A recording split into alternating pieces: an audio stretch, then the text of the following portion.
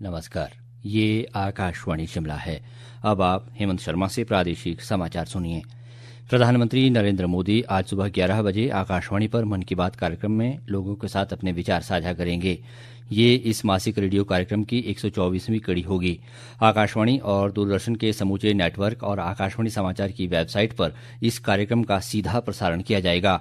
आकाशवाणी समाचार, दूरदर्शन समाचार, प्रधानमंत्री कार्यालय व सूचना और प्रसारण मंत्रालय के यूट्यूब चैनलों पर भी इसका सीधा प्रसारण होगा। प्रदेश मंत्रिमंडल की कल 28 से 31 जुलाई तक लगातार 4 बैठकें होगी।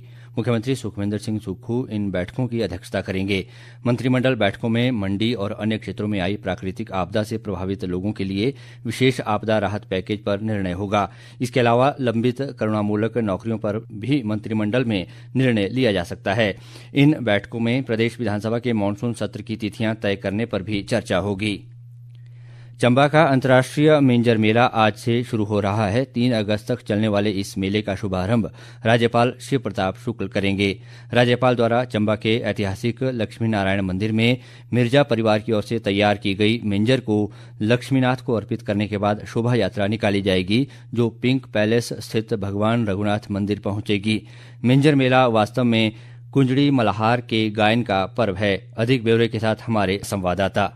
सावन की रिमझिम फुहारों के बीच 8 दिनों तक चलने वाले चंबा जिला के अंतर्राष्ट्रीय मिंजर मेले का आगाज आज होने जा रहा है। कुछ ही समय पश्चात महामहिम राज्यपाल इस मेले का विधिवत शुभारंभ करेंगे। सर्वप्रथम वह भगवान लक्ष्मीनाथ व रघुवीर को हाथ से बनी मिंजर अर्पित करेंगे, जिसके पश्चात चंबा के ऐतिहासिक चौगान मैदान से इस मेले का आरंभ होगा। सांस्कृतिक संध्याओं के दौरान इस बार मुंबईया, पंजाबी सहित हिमाचली कलाकारों को तरजीह दी गई है। वहीं मेले के दौरान व्यावसायिक गतिविधियों के लिए पंडाल सजाए गए हैं तथा बच्चों के लिए झूले झूलने का भी प्रबंध किया गया है। आकाशवाणी के लिए चंबा से विकास ठाकुर।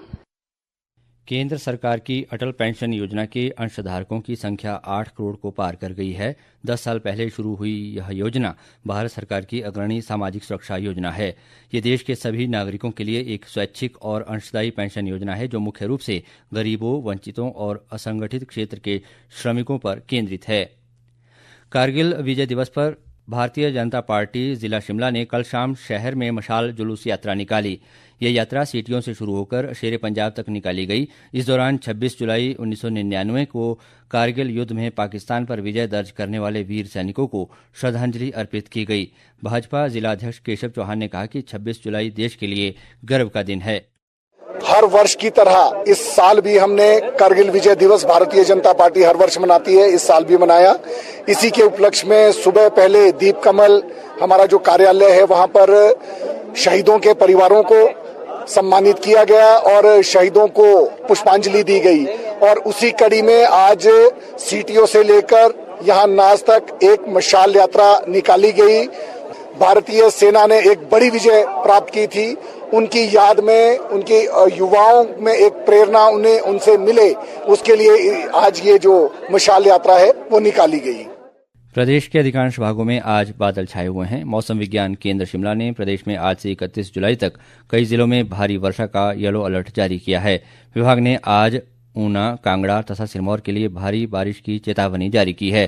प्रदेश में वर्षा और भूस्खलन के कारण 2 राष्ट्रीय राजमार्ग, मंडी में NH70 व कुल्लू में NH 305 सहित 212 सड़कें यातायात के लिए बंद है।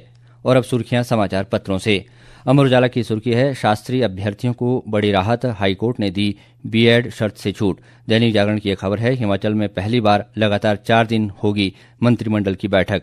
हिमाचल को अब तक 1438 करोड़ का नुकसान शीर्षक से दिव्य हिमाचल लिखता है, बादल फटने की घटनाओं पर अध्ययन कर वापस लौटी केंद्रीय टीम, रिपोर्ट के आधार पर फैसला लेगी केंद्र सरकार। मौसम पर पंजाब केसरी के शब्द हैं, कल येलो अलर्ट, 31 जुलाई से धीमा पड़ेगा मानसून। इसी के साथ ये समाचार बुलेटिन समाप्त हुआ। हमारा अगला बुलेटिन आप सुन सकते हैं प्रातः 10:45 पर। नमस्कार।